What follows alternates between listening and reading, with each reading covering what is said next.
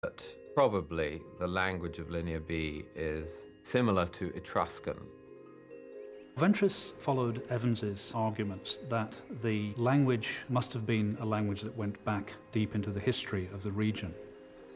Etruscan is one of those languages. It pops up in northwest Italy. There are some indications that it may have existed in the Aegean. And so Ventris felt that it might well have been related to the Minoan language. However, Ventris's passion for Linear B was suddenly interrupted. In 1942, Ventris was called up and he joined the RAF. For the next 4 years, Linear B was pushed to the back of his mind while he concentrated on navigating bombing raids over Germany.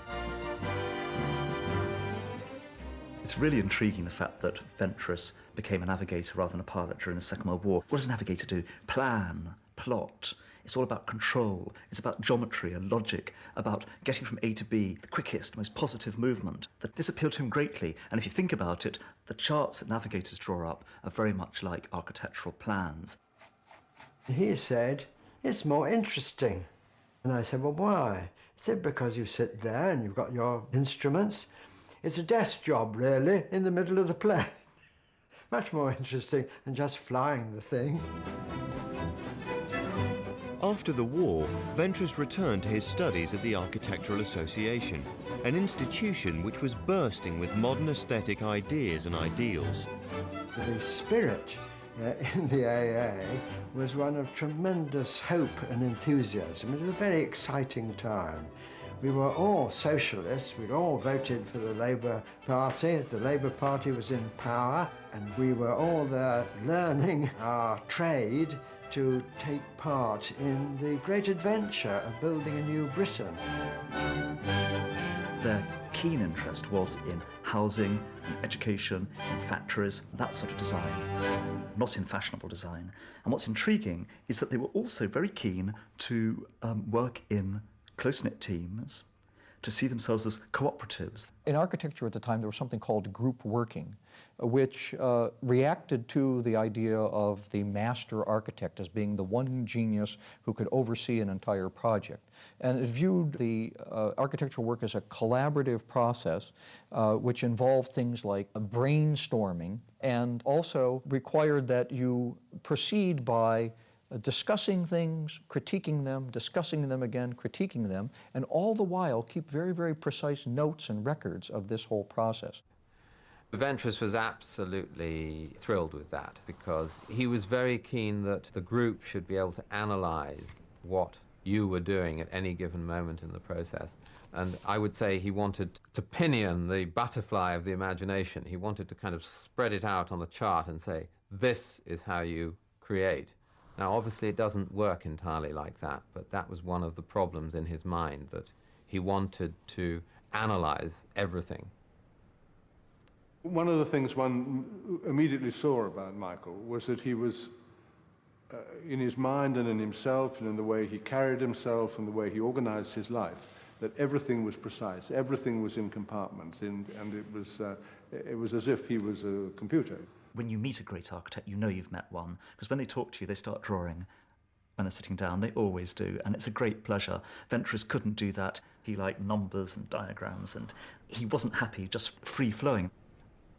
He had very great difficulty in doing freehand drawings, and was aware that this was a deficiency in him. His writing was absolutely superb. It was almost like typewriting, quite as easy to read as typing, beautiful.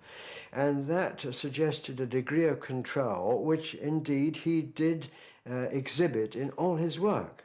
I think his mother and Ventris himself did suffer enormously from a fear of letting go, and all artists have to let go, whether you're a singer, whether you're a writer, whether you're an architect. You've got to let go at some point to let your creativity out, and it takes a lot of courage, but it's also something that a certain type of people can never do, and Ventris and his mother were both like that. They were so bottled up and so private and so secretive, they could never just let rip. He admired artists, but knew that that was a side of his personality he could not afford to indulge. because I think he had some complicated feelings about losing control. He was frightened of what had happened to his mother.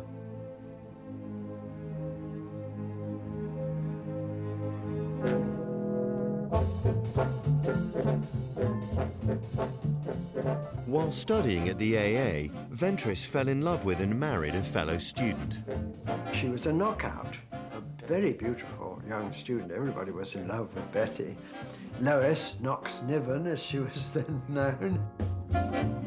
She was in society in a way. I mean, she'd been to a finishing school and been sent to Europe to learn some fine art and languages and skiing and that kind of thing, as you did in those days, if you had money. They shared an enjoyment, of course, of architecture, there's no question about that. And she had a great larky sense of humour, which in fact most people don't realise. Michael was just the same. Soon after, Lois gave birth to their two children, Nicky and Tessa.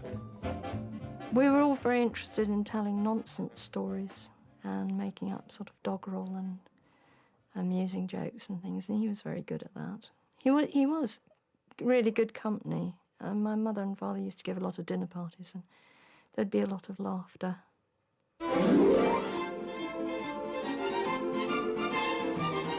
After graduating from the AA, Ventris embarked on a grand tour of Europe with Lois and their friend Oliver Cox. We went off to France first of all, and then through to Switzerland, and then I think over the Brenner it probably was, into Italy. It was really the grand tour. But having reached the south of France, Ventris suddenly demanded that the group return to England. He didn't tell us what the reason was. He had to get back for something or other and would not brook any argument. Despite his architectural studies, Ventris had remained fascinated by Linear B. He had caught the eye of Sir John Myers, Arthur Evans's friend, and since Evans's death, his executor. Myers read Ventris's 1940 paper, and he was quite impressed and intrigued by who this MGF Ventris was. And he wrote to him, and Ventris was thrilled that this very distinguished professor was writing to him about his ideas. The idea was that Ventris was going to help Myers publish the Linear B tablets, which had been left to him by Sir Arthur Evans after his death. It was for this that Ventris had demanded that they all return to England. Yet despite his excitement at this prestigious invitation, Ventris backed out after only a few days in Oxford. There was a bust-up between Ventris and Myers. There's a letter from Ventris written from Oxford Station Monday night in rather a sort of scribbled hand saying, "However much I tell